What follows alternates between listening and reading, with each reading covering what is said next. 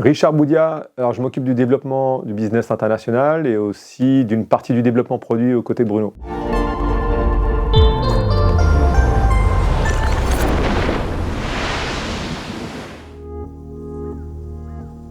Alors aujourd'hui, on va parler de la gamme de foil de AFS Advanced avec quelques nouveautés intéressantes. On a déjà les 700 et 900 qui sont dans la gamme depuis quelques semaines maintenant, quelques mois presque. Donc alors le Pure 900 du coup, que vous connaissez déjà, mais je vous le représente. C'est un foil du coup avec un aspect ratio qu'on va considérer comme modéré. Il y a quelques temps de ça, on l'aurait considéré comme un aspect ratio élevé. Mais avec l'augmentation des aspects ratios de certains foils, on va considérer que celui-ci c'est notre medium aspect. Il est très polyvalent et performant à la fois.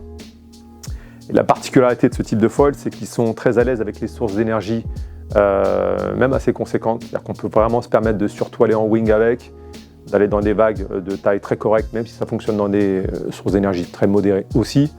On va dire que c'est un foil qui est très optimisé sur le contrôle, la maniabilité aussi, en fonction du stabilisateur qu'on va pouvoir lui associer. Et foil très polyvalent, avec vraiment énormément de contrôle.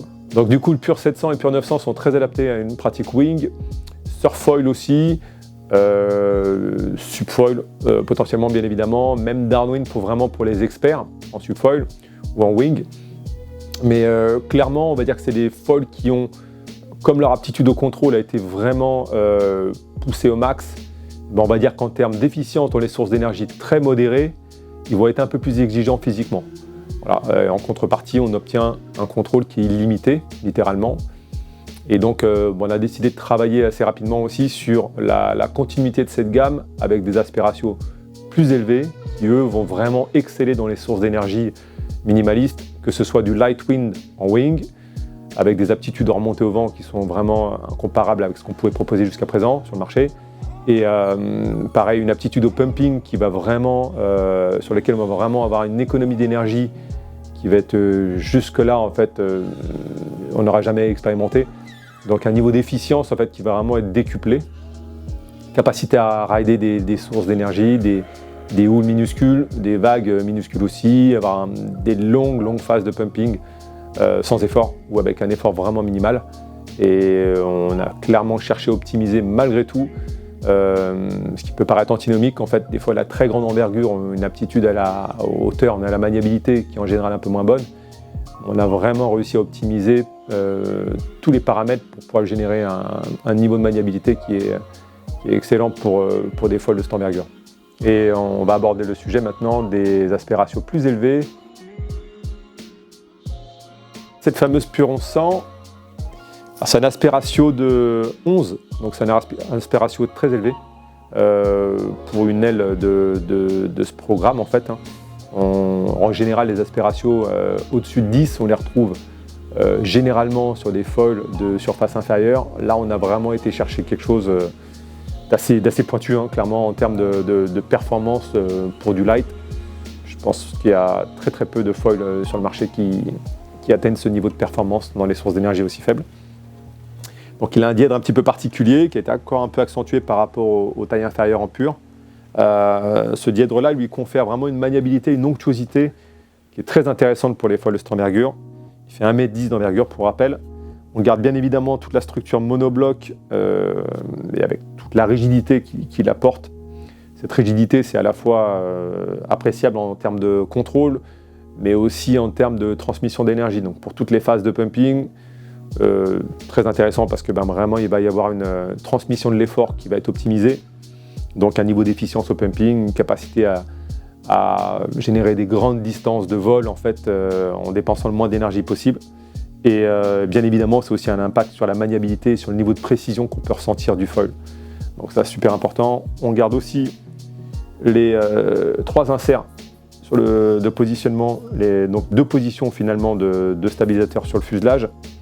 Pareil, en augmentant soit la cadence de pumping et une maniabilité un peu plus accrue en étant sur le positionnement avant, et un glide un peu plus important, une maniabilité un peu plus sage, entre guillemets, sur la position arrière. Donc ça, c'est ces 2 positions, soit cette position ici, soit cette position-là pour le stabilisateur. C'est un foil, du coup, clairement, qui permet d'exploiter ces fameuses sources d'énergie minimales, mais aussi qui vont permettre d'accentuer Les angles de remontée au vent dans le light wind. Alors ce qu'il faut savoir, c'est qu'en wing, en dessous d'une certaine force de vent, on a vite fait d'être un peu tanké dans un endroit du spot sans pouvoir réellement, on peut naviguer, mais sans pouvoir espérer de remonter au vent au point vraiment d'aller faire des grandes balades dans une baie ou quoi que ce soit.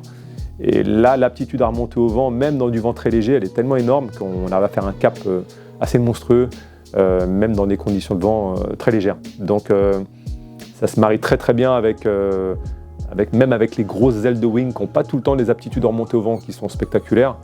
Là, ça permet vraiment d'avoir quelque chose pour matcher et pour générer un niveau de performance à ce niveau-là qui soit pareil, hein, qui n'ait jamais été observé jusqu'à présent. Du coup, l'efficience de ce foil, son aptitude au pumping, ça permet sur un spot de surfoil, subfoil, et bien évidemment en downwind aussi, de parcourir des distances qui vont être plus grandes.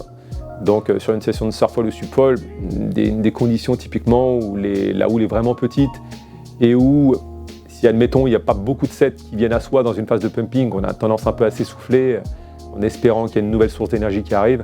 Là, on va pouvoir parcourir beaucoup plus de distance en s'essoufflant moins, et donc ça c'est clairement précieux pour les conditions minimalistes. Et en downwind, ça va être un peu la même chose. En fait, on va vraiment pouvoir rallonger les distances avec un niveau de fatigue bien moins élevé.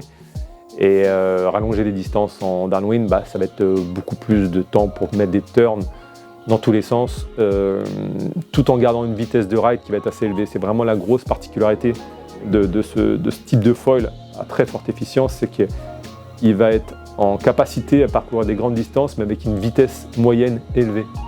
On voit vraiment la différence en downwind par rapport à des foils de surface supérieure à ça, qui vont potentiellement garder une envergure comparable. Si cette surface elle reste à 1100, en fait, c'est pas pour rien, c'est qu'on a cherché à garder une envergure élevée, mais à réduire la surface pour augmenter l'efficience. Donc vraiment le glide, le fameux glide du foil dont on parle tout le temps, là c'est un glide qui est extrême sur ce type de foil et les sensations que ça procure sont assez difficilement comparables avec d'autres foils. C'est vraiment un cran au-dessus en termes de finesse de vol. Donc pour conclure, du coup, sur la gamme pure, les aspérations élevées, particulièrement le pur en 100, va être très adapté pour sources d'énergie relativement modérées à faibles, on va dire. Mais ça peut aussi être le foil vraiment incontournable pour les riders un peu plus lourds, qui vont évoluer dans des conditions entre guillemets normales.